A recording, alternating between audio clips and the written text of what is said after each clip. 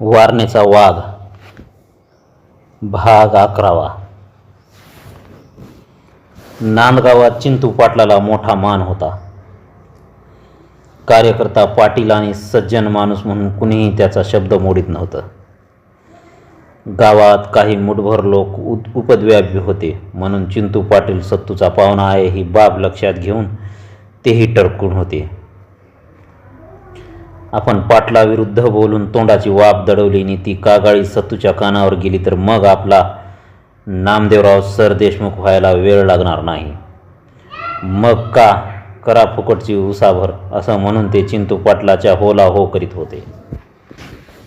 सत्तू येऊन गेल्यापासून 2च दिवसात पाटलानं गावचा कल फिरवला होता. वातावरण बदलून टाकलं होतं. आपल्या खास माणसांना त्यानं खरा प्रकार सांगितला होता. जे बिनभरोशाचे होते त्यांना निराळेच सांगून ठेवलं होतं. सोनाच्या लग्नाची बातमी तात्याबाच्या कानावर जाऊ नये म्हणून तो काळजी घेत होता. जर ती बातमी आधीच तात्याबाला समजली तर तो भयंकर माणूस खुनाखुनीचा खेळ खेळून गावची राख करील याची चिंटू पाटलांना पूर्ण कल्पना होती. म्हणूनच तो निरनिराळ्या लोकांना निरनिराळं सांगत होता. नावडीचा आपला मावस भाऊ आपलं लग्न घेऊन नांदगावला येणार असून त्याचं लग्न आपण आपल्या दारात करणार आहोत अशी त्यानं तात्याबाच्या गोतात कंटी उठवली होती. मग त्यानं बंडू जोशाचं गाठ घेतली होती. बंडू काका, सोमवारी माझ्या दारात लग्न आहे आणि ते तुम्ही लावायचं आहे, विसरू नका, न चुकता या. पण तेव्हा मुहूर्त आहे का? बंडू काकाने एक शंका काढली आणि पुन्हा म्हणाला, आपणास काय दक्षिणा प्राप्त झाली की संपलं. नंतर चिंटू पाटील आणि सुभद्रा यांनी सोनाच्या लग्नाची सर्व तयारी केली. मांडवाचं सामान येऊन दारात पडलं. लग्नाला लागणारी एकूण एक वस्तू जमवली आणि सुभद्रेनं सोनाला समोर बसून म्हटलं, सोना, काय तुझं लग्न काय? होय, सोमवारी एकाच दिवशी हळदी आणि लग्न. आता थांबायचं नाही. पण कसं? सोना हसली, मग लाजली, म्हणाली, वहिनी सोना, काळजी करू नको, त्याच दिवशी सत्तू येणार आहे. सुभद्रेनं दंड धरून तिला हलवलं. सोनानं मानेनं होकार दिला, म्हणाली, सोमवारी आईने आबा कुंजला जाणार आहेत. उमाच्या धाकट्या भावाचं लग्न आहे आणि मीही जाणार आहे. मी जाणार नाही. मग काय देवच पावला. सुभद्रा म्हणाली, एवढे आनंदात तांदूळ पडले की पुरे, मग काय व्हायचं ते होऊ दे. सत्तूशी आपलं लग्न होणार या कल्पनेनं सोनाचं मन हरपलं. काळीज झरझरू लागलं.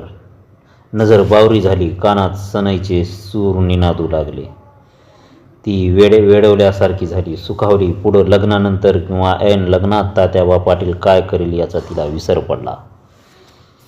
जिकडे तिकडे लग्न उरकली जात होती.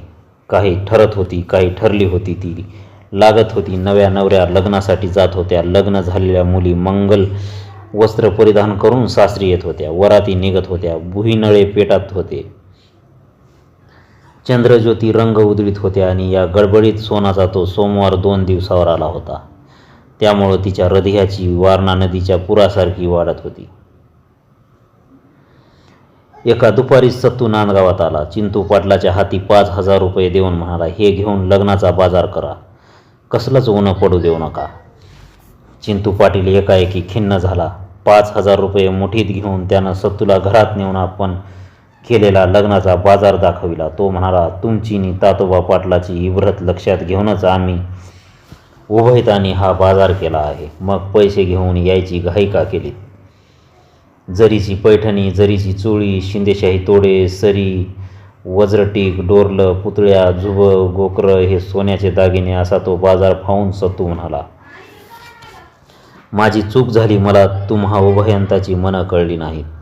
तरीही हे पैसे ठेवून घ्या. सोमवारी संध्याकाळी मी येणार आहे. सुभद्रा पाठीमागं उभी होती. अंगावर मुठभर मांस चढल्यासारखं तिला वाटलं. चिंटू पाटील हसत होता. तो सत्तूला म्हणाला, अगदी दाबात या. मी रुपये आणले म्हणून रागावू नको असे सुभद्रेला सांगून सत्तू परत निघाला. त्याच्याबरोबर गोंधळी होता. त्याची 2 घोडी गावाबाहेर पडून वाघदऱ्याच्या मार्गानं झेपावू लागली. त्याच वेळी त्याच मार्गानं बाबा महार येत होता. तो कन्हत कुथत पाय ओढीत चालला होता. त्याने डोक्यावर एक पेटी घेतलेली होती आणि खांद्याला एक गाठोडं लावलं होतं. कुमत जवळ करायची तो घाई करीत होता. समोरून येणारी घोडी पाहून तो बावरला, थांबला. डोळ्यावर हातानं सावली धरून त्यानं नीट निरखून पाहिलं आणि सत्तूला ओळखून तो वाटेकडेला बसला. देवानं माझं गरानं ऐकलं असं म्हणून त्यानं आकाशात पाहिलं. ती 2 घोडी दौडत आली आणि बाबा महाराजच्या अंगावरून पुढं गेली. तसा बाबा उठला आणि हो हो करीत घोड्यांच्या मागू धावू लागला. सत्तूनं बाबाला ओळखलं आणि गर्रकन घोडं वळून मागं आणलं. तो घोड्यावरून उतरला, बाबाजवळ गेला. नेहमीच्या सवयीनुसार एटीत उभं राहून बाबा स्वतःच्या अंगाला झोके देत म्हणाला, भलं तुम्हासनी बघून मी खाली बसलो आणि तुम्ही आपले माझ्या टकुऱ्यावरनं मोर निघाला होता. ह्यो काय हाय का बरं? पण बाबा तू कुठं निघालायस? सत्तूनं विचारलं. बाबा उतरला. कुठं म्हणजे तुमच्याकडंच. का? काही काम होतं? सत्तूनं विचारलं. माणूस ज्योतिबाच्या जत्रेला जातं ते गुलाल खोबरं उधळायला जातं, थंडीनं मराय जात नाही, बाबा चढ्या स्वरात म्हणाला. त्या दिवशी सईच्या सीतारामानं तुमची चिठ्ठी आणून दिली आणि मेरीबाई विचारात पडली. भलती काळपटली. पण दुपारी वेलसी साहेब 2 पेट्या घेऊन आला. तो रात्री शिकारीला गेला, पण जाताना तो एकच पेटी घेऊन गेला आणि मेरीबाईनं दुसरी पेटी उचलून माझ्या टाळक्यावर ठेवली आणि ह्यो आहेर दिला पाठवून तुम्हासनी. आहेराचं नाव ऐकून सत्तू चकित झाला. त्यानं चटकन पेटी उघडून पाहिली. ती पेटी काडतुसानं भरलेली होती. ती काडतुसं बघून सत्तू सदगदित झाला. म्हणाला, ही मेरीबाई कोणी सामान्य स्त्री नसून साक्षात जगतमाता जगदंबा आई. गोंदा ही काडतुशीची पेटी ताब्यात घे. पण माझं टाळकं फणफणायला लागलंय, बाबा हसत म्हणाला. बाबा तुला काय देऊ? सत्तूनं विचारलं. काही नग, जायची परवानगी तेवढी द्या. बाबा उतरला. सत्तू हसला, म्हणाला, आता कुठं जाणार? आज कुंजला जातो, रातची रात काढतो आणि सकाळी कोल्हापूर जवळ करतो. बाबा म्हणाला. एवढी घाई का बाबा? सत्तू म्हणाला. राही की 2 दिवस पोराबाळात, मी मग जा. दादा आपलं कोल्हापूर बरं. बाबा हसत म्हणाला. वेल्सली साहेबाचा बंगला म्हणजे कसाबाचं घर आहे. रोज कोंबडी बकरं आणि वडशाट्याला तोंडच नाही आणि कुंजत उडदाची डाळ खाऊन हगवण लागती या.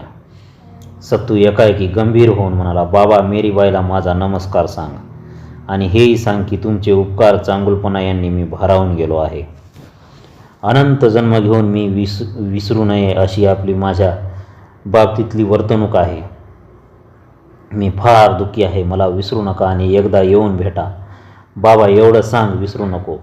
एक सबूत इकडचा तिकडं होणार नाही. बाबा म्हणाला. अगदी बराबर सांगतो. आम्ही डोक्यानं येडीमा असलेली माणसं जिभेत शाने असतो. यावर ते दोघेही हसले. मग बाबा कुंजेच्या दिशेने चालू लागला आणि सत्तूचं घोडं वाघदराजवळ करू लागलं. सोमवारचा दिवस उगावला आणि हळूहळू वर सरकून दुपारच्या डोकीवर बसला. सकाळपासून सोनाची हुरहुर वाढली होती. ती आता शिगेला पोहोचली. ही आतुरता, ही ओढ अशीच वाढत गेली तर संध्याकाळपर्यंत आपण मरून जाऊ की काय अशी तिला भीती वाटत होती. तिला काहीच सुचत नव्हतं. मग मस्तक बधीर झालं होतं. आज आपल्या जीवनाला नवं वळण लागणार. आज आपलं लग्न होऊन आपण बिकट मार्गानं वाटचाल आरंभणार याच गोष्टीची ती विचार करीत होती आणि त्याच वेळी तिचं मन लग्नासाठी उतावळंही झालं होतं. दुपारी तात्याबा गाडी जुंपून सरूबाईला बरोबर घेऊन कुंजेला उमाच्या भावाच्या लग्नाला गेला होता आणि घरात एकटी सोना निर्धास्त होऊन लग्नघडीची वाट पाहत होती. लग्नानंतर काय या प्रश्नाची बोज तिच्या मनाला डाचत होती. दुपार केव्हाच उलटली. सूर्य मावळतीकडे झुकला आणि सगळ्या सावल्या पूर्वेकडे पसरल्या. आडव्या होऊन सरपटू लागल्या. वातावरण शांत झालं. सोना उठून सुभद्रेच्या घरी गेली. दारात उभा असलेला मांडव, भिरभिरणारी तोरणं, उभारलेल्या कमानी पाहून ती लाजली. ती सुभद्रेकडे गेली तेव्हा सुभद्रेनं चटकून सोनाच्या लाजून लाल झालेल्या गालाला चिमटा घेतला. आलीबाई नवरी, सुभद्रा म्हणाली. सोना हसली. नकळत वातावरण बदललं. गावातील एक एक माणूस येऊ लागला. चिंतू पाटलाच्या दारात गर्दी वाढू लागली. 12 बलुती येऊन आपल्या जागी बसली. चाळके, ढेरे, आरळकर, गदाळे, तडाके ही करती माणसं सोप्यात येऊन ऐसपैस बसली आणि नवरा नवरी कधी येणार म्हणून विचारपूस करू लागली. सर्वांच्या शेवटी आपल्याकडून चूक करायची नाही, मुहूर्त गाठणं ही आपली परंपरा मोडायची नाही, अशा थाटात बंडू काका जोशी येऊन पोहोचले. सर्व तयारी झाल्याचे ऐकून त्यांच्या चेहऱ्यावर संतोष उमटला. पण अजून नवरा नवरी आलेली नाही हे ऐकून बामणाचं टकुरं तरकटलं.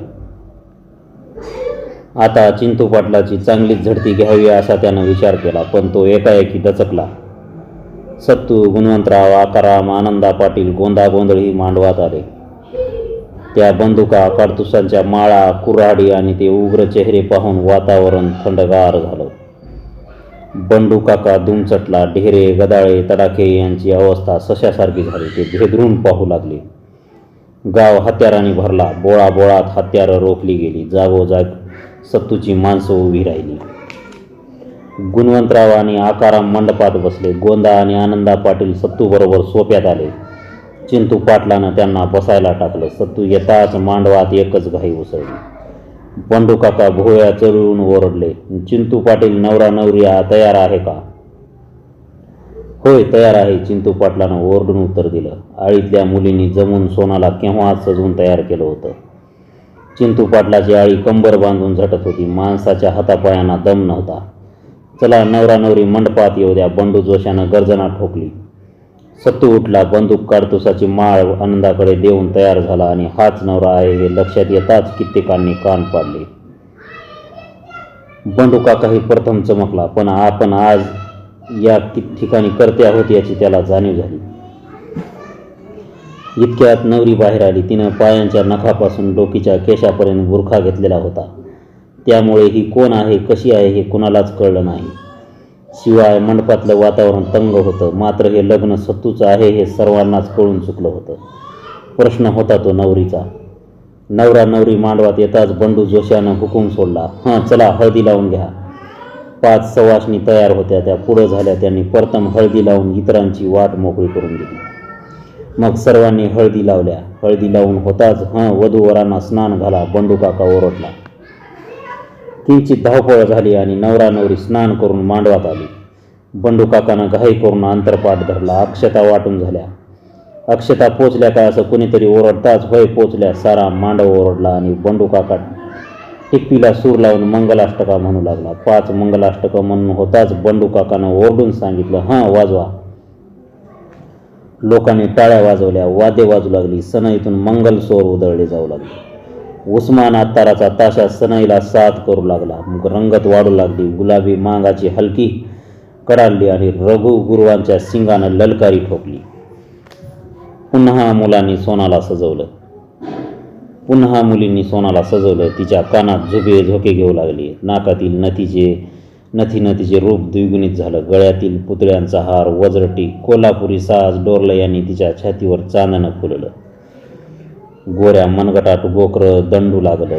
रसरशीत पोटऱ्यांची शोभा शिंदेशाही तोड्यांनी वाढवली. सोनाचं लग्न निर्विघ्न पार पडलं. सुभद्रा पाहत होती. तिनं निश्वास टाकला आणि आपलीच दृष्ट सोनाला लागेल अशी भीती वाटून तिनं सोनाची दृष्ट काढली.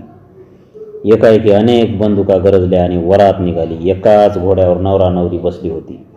त्यांच्यावर शस्त्रांनी सावली धरली होती. मागून आकाराम, गुणवंतराव, आनंदा, गोंदा यांची घोडी नाचत चालली होती. ती वरात गावभर फिरली.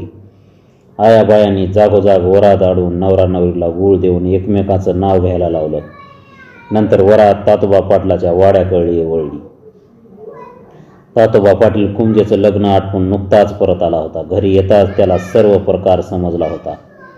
तो चकित होऊन अंगणात उभा होता आणि आता पुढं काय वाढून ठेवलं आहे याची सरूबाई विचार करीत होती.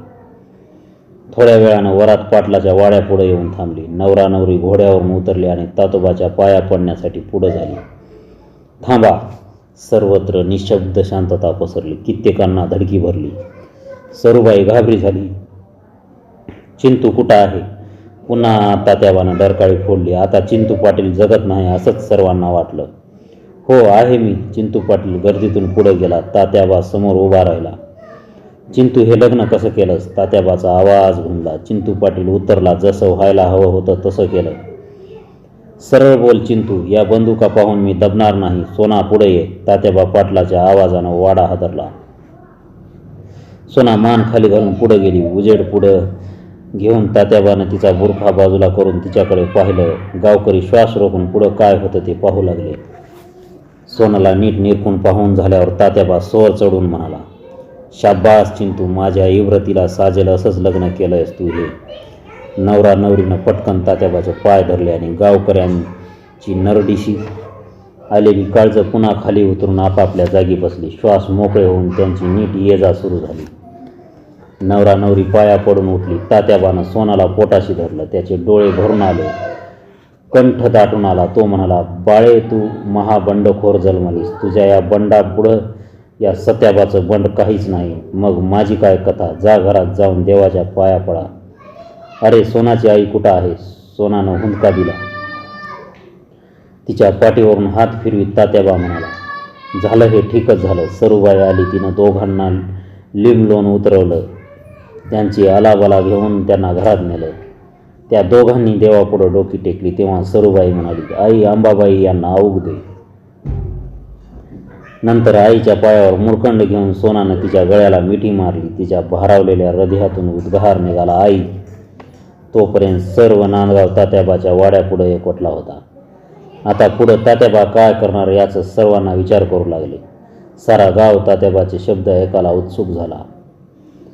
सरूबाईंनी दुधा तुपाचं ताट तयार करून सोनाच्या खोलीत सत्तूला जेवण वाढलं. सत्तू जेवण उठला. सोनापुढं उभा राहिला. त्याच्याकडे पाहून सोनाची मान झुकली. फुलांच्या ओझ्यानं मोगराची डहाळी वाकावी तशी ती वाकली. काही क्षण मुक्यानं जेवण भिरभिरत गेले आणि गपकन सोना सत्तूच्या बाहूत गडप झाली. दोन हृदये एकत्र झाली. सोनानं एक निश्वास टाकला. टाचा उंचावून तोंड सत्तूच्या कानाजवळ नेऊन ती हळूच म्हणाली, आज मी जन्माची सुखी झाली आहे. आजपासून मी वाट पाहत राहीन. दिव्याच्या ज्योतीसारखी जळत वाट पाहीन. जीवाला जपा. सत्तू निघाला. तात्याबा पाटील गावाला म्हणाला, मंडळी, माझ्या सोनाचं लग्न झालं. आता मी तुम्हाला एक विनंती करतो. घरात जाऊन तुम्ही लागेल तेवढं सामान घ्या आणि गाव जेवण करा. थांबू नका. जेवा आणि माझ्या सोनाला आशीर्वाद द्या. कारभारी मंडळी हरकली, मान डोलावून उठली आणि गाव जेवणाच्या तयारीला लागली.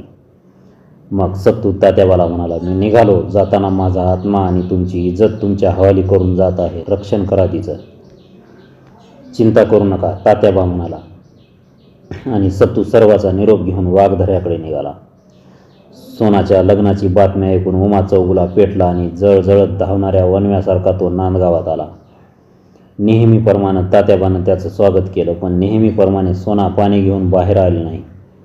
उमा चौगुला फणफणत बसला. म्हणाला, मामा, सोनाचं लग्न झालं? होय, झालं की. मग आम्हाला सांगितलं नाही? कसं सांगणार? मलाही लग्न लागल्यावर कळलं. हे उत्तर ऐकून उमाच्या अंगाचा तिळपापड झाला. आपल्या सासऱ्याची ही पडखाऊ वृत्ती पाहून तो खवळला. मग सोनानं हे लग्न केलं कसं? उमानं विचारलं. आपल्या मर्जीनं केलं. अशी लग्न कधी झाले आहेत का? उमाचा पारा चढू लागला. तात्याबा शांतपणे उत्तरला, पुष्कळ झाले आहेत. सीतेचं झालं, सावित्रीचं असंच झालं, द्रौपदीचं झालं आणि रुक्मिणीचंही असंच लग्न झालं होतं आणि त्यांच्या बापांनी काहीच केलं नाही. मग माझा काय पडीभार? मामा, ह्या पुराणातल्या कथा पुराणात. उमा अधिक चिडून म्हणाला, तुम्ही हे लग्न कसं होऊ दिलं? मग काय करायला हवं होतं मी? तात्याबानं विचारलं. खून करायला हवा होता का? उमा उत्तरला, पोटच्या मुलाचा खून केला का कोणी? तात्याबानं प्रश्न केला. उमा म्हणाला, मग मला सांगायचं होतं, तुम्ही खून केला असता. भले, काय नामी विचार आहे? तात्याबा हसून म्हणाला, तुम्ही सोनाचा खून करून फासावर गेला असता म्हणजे माझी एक लेक मेली असती आणि दुसरी विधवा झाली असते. म्हणजे मला सांगा, मला काय मिळालं असतं? सोना चौकटीत येऊन ऐकत होती. उमा विचार करून म्हणाला, तुमची अब्रू वाचली असती. हे ऐकून तात्याबा संतापला. म्हणाला, माझ्या अब्रूची किंमत मला चांगली कळते. माझं म्हणणं एवढंच आहे की माणसानं पोच करून बोलावं. जीभ पदरची असते म्हणून तिला सैल सोडू नये. मला हे शहाणपण ऐकायची गरज नाही. उमा बिथरून म्हणाला, तुमच्या इतका बेहिम्मत माणूस या खोऱ्यात दुसरा नाही. हे पहा उमाजीराव, तुमची हिंमत आणि किंमत मला चांगलीच ठाऊक आहे. तुम्ही जावई आहात, मर्यादा सोडू नका. दुसरी गोष्ट, तुम्ही मुलीचा खून करण्या इतका मी मूर्ख नाही. सत्तू तुमच्या वडिलांचा खून केला, पण तुम्ही काय केलं? एक दिवस तरी तुम्ही सत्तूपुढं उभे राहिलात का? आज इतक्या वर्षात किती लढलात? नादान होऊन सरकारला खबरा देणं, दगलबाजी करणं म्हणजे बहादुरी नव्हे.